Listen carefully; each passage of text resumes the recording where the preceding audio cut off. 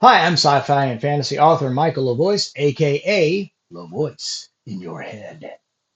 And I'm finna talk nerdy with you. I want to talk today about the upcoming Superman movie from James Gunn, and basically the reboot of the DC universe that's taking place. Now, there's been some talk after the latest teaser trailer was released about the removal of a catchphrase, truth, justice, and the American way, from the film.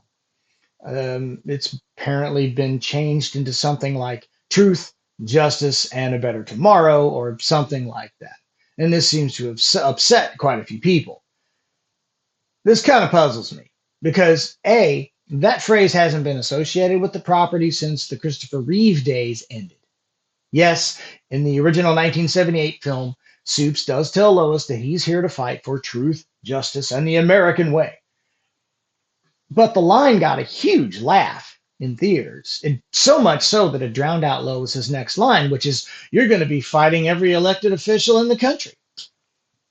I mean, the closest any of the subsequent films got to that line was Perry White asking if he still stands for truth, justice, and all that stuff in Superman Returns.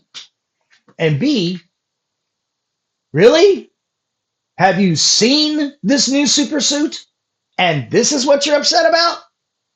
I mean, we all giggled when Tony Stark called Spider-Man Underoos, right? Because his costume literally looks like some underoos.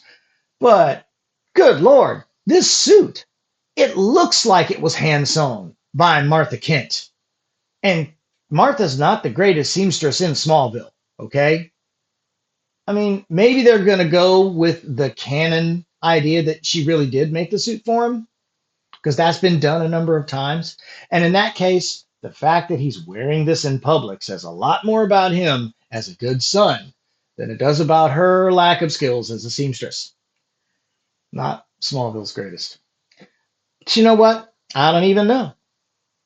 Oh, you know why I don't know? Because the movie hasn't come out yet. And this isn't the only uniform complaint that's been generated by these teaser trailers. Even some of the early still photos from the set caused problems when people were complaining about the uniforms of Hawkgirl, Mr. Terrific, and Guy Gardner's Green Lantern. Now, this could be explained away by the idea that they are working and are funded by Max Lord. But we'll just have to wait and see. Not even Green Lantern's suit is the standard Green Lantern uniform in this. I was kind of hoping for the motorcycle leather vest kind of rig that he wears in the comics, but it looks like we're not getting that. Maybe that'll show up in the Green Lantern TV series. Who knows? So some people are upset also because apparently politics has been injected into the film. Seriously? This surprises you?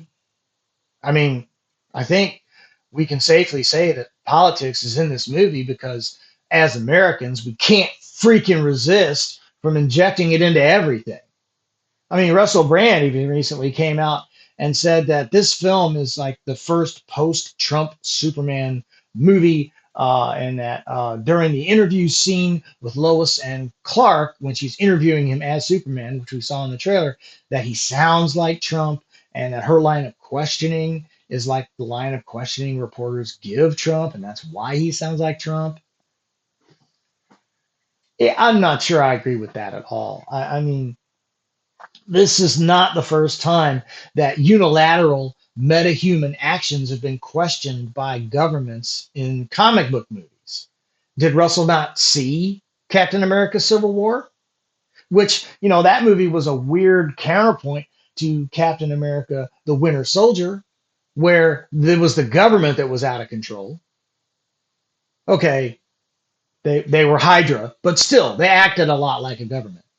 I mean, anyway, my point is, it just seems weird for me to Lowe's to be beating Soups over the head with this "you entered a country's borders illegally to do good things" stuff, when the whole idea of Superman being concerned with international borders is just comical to me. Superman is an alien. Hello? Do I need to remind everybody of that? Technically, He's already here illegally. Everywhere on the planet is illegal turf for Superman. Okay? If I'm being honest. I mean, if they really want to go after Trump with this movie, they should have ICE arrest Superman and try to deport him back to Krypton.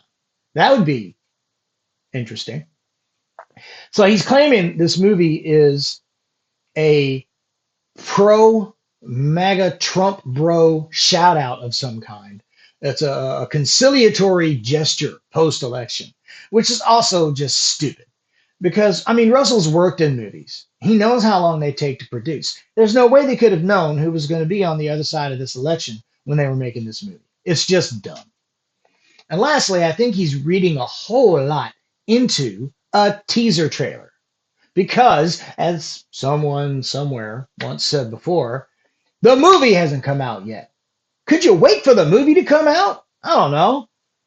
I think what bothered me the most about this whole interview sequence was how defensive Clark got by Lois's line of questioning. That's typically not classical Superman behavior. Um, I mean, since his inception, the character's usefulness and helpfulness has far, far outweighed any potential or alleged illegalities. I mean, it's not like he's dressing up like a giant bat and beating up mental health patients that have escaped from Arkham Asylum, right?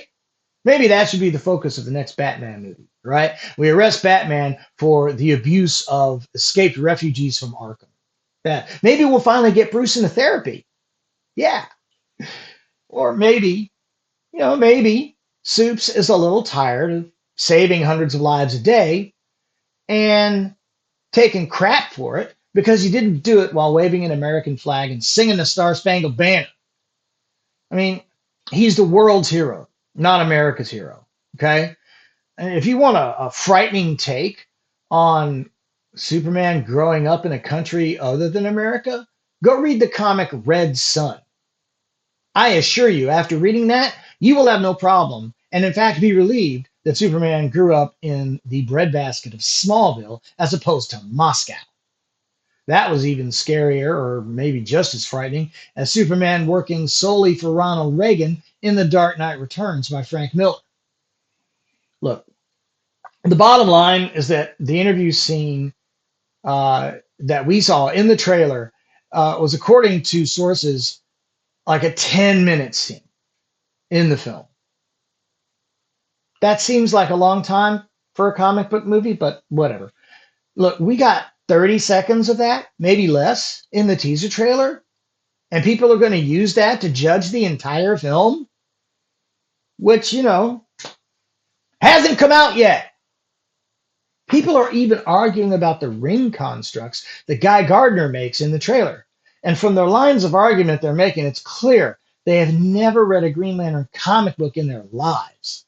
I'm not saying you have to have a degree in comicsology to talk about this stuff, but for the love of Fergus and McDonald, read a comic book or two before you start. There's also a lot of mention about Snyder griping that he's not the one making these movies, that he's not the guy in charge of the project, and it was supposed to be him making the next movies, and look, we appreciate what you tried to do for the league. Okay, man? But it's over. You're done. Okay? And for all you fans out there that think if this movie fails, you'll get Snyder back in charge, that's not going to happen. If this movie fails, we're not going to see Superman in theaters again for 10 years minimum. So careful what you wish for. What do you think? Is all this just smoke, mirrors, noise? Is it just super whining that's premature because, the movie hasn't come out yet? Let me know what you think in the comments. Like, subscribe, all that fun stuff. There's merch links down there too. Check out my store online. That's cool. And hey, stop in next time when I get to be LaVoice in your head.